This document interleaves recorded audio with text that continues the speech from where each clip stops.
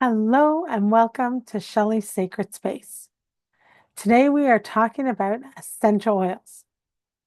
Now, before we get started, essential oils do not replace proper medical care. And I cannot reiterate this enough. It is great as a complementary technique that you use alongside proper medical care. Second thing I want to say about essential oils is do not use them in any sensitive areas, near the eyes, on broken skin, anything like that. Essential oils cannot be diluted with water, so you can't easily wash it off. The only way to really dilute it is with a carrier oil. And if it's already on your skin, that carrier oil will absorb it further into your skin. So you need to be very cautious when you are utilizing essential oils. You can easily place it outside of an area. So if you have a cut on your finger here, you can place the oil around the outside. It will absorb in. So that works the same way if you need to do it around the eye. You do it under the cheekbone, all the way over to the hairline, and then above the eyebrow, and you stop. You don't need to put it anywhere close to the eye. And it's a very small amount. I would put a little tiny bit on your ring finger and then just around, around this way. I go this way all the time, but I skip over this, like I let go and then go around.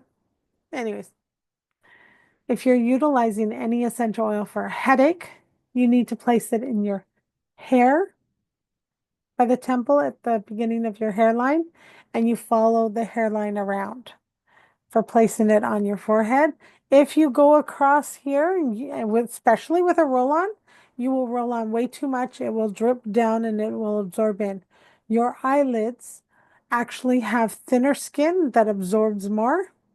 So it's very sensitive there. So I cannot stress enough how important it is to use proper care with essential oils.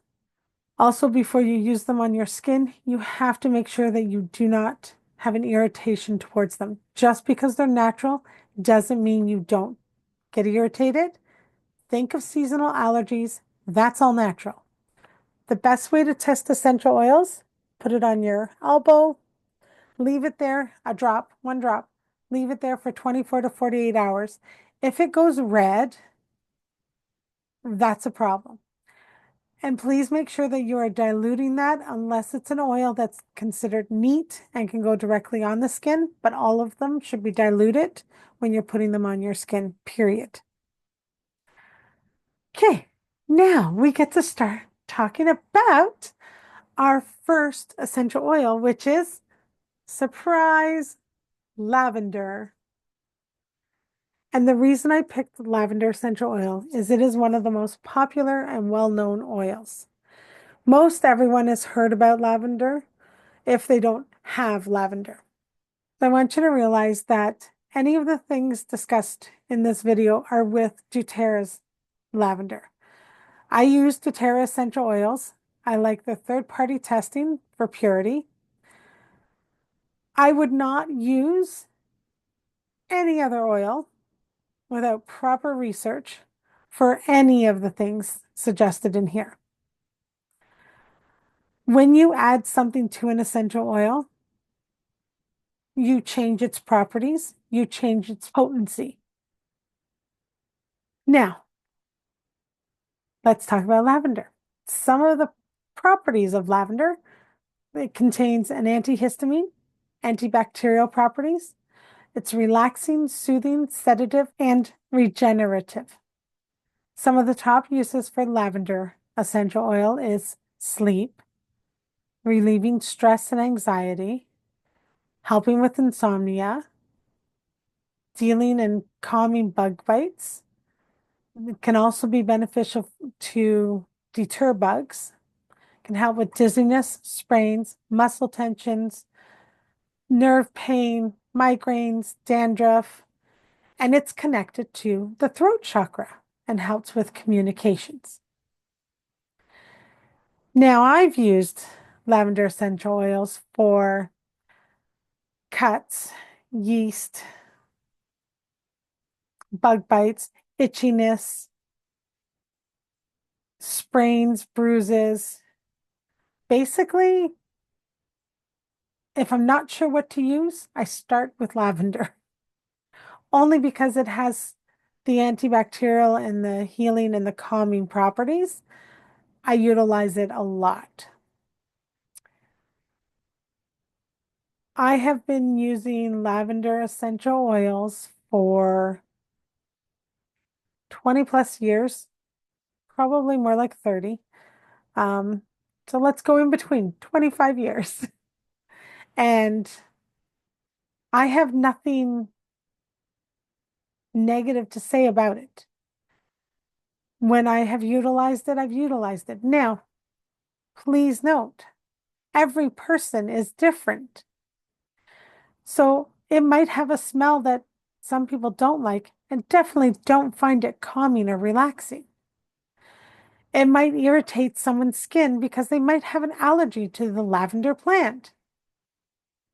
Okay, so please don't think that lavender is the only oil that does all these wonderful things that you need to be able to use lavender, because you do not.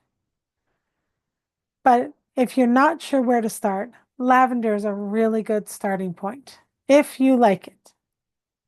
Now, before I end this session, I do want to touch on one thing.